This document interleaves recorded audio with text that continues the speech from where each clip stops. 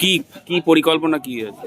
আমাদের 1956 সালের এই অনেক প্রাচীন এক সংগঠন, যেখান থেকে আমরা সবসময় নতুনভাবে বার্তা দেওয়ার চেষ্টা করি। আজকে 26শে জানুয়ারি এমন একটা দিনে আমরা বারবার এই ধরনের পরিকল্পনা করি, অর্থাৎ রক্তদানের মতো মহৎ দান কিছু হতে পারে না।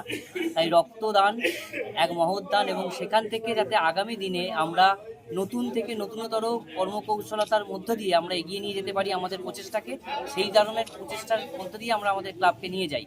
আর রক্তদানের মধ্য দিয়ে শুধু নয়, আমরা আরও নানা রকম সামাজিক কর্মসূচিগুলো করে মানুষের কাছে আমাদের বার্তা পৌঁছে দিই যে মানুষ মানুষের পাশে থাকুক, যেখানে গণতান্ত্রিক দেশে গণের পাশে মানুষ থাকবে, আর মানসিক চেতনার মধ্য দিয়ে আমাদের এই সংগঠনগুলো একের পাশে অন্যের পাশে দাঁড়িয়ে থাকবে, একে অপরের পরিপূরক হয়। কতজন রক্তদাতা রক্ত দিয়েছিল মোটামুটি? আমাদের সংখ্যা অনেক বেশি, 50-এর অধিক আমাদের ডোনার থাকে। এবার আমরা অন্তত 55-56 জনের কাছাকাছি অলরেডি আমাদের ডোনেট হয়ে গেছে, এখনও অনেকে লাইনে দাঁড়িয়ে আছে। আপনার নামটা? আমি অর্ণব ঘোষ, আমরা এই সংগঠনের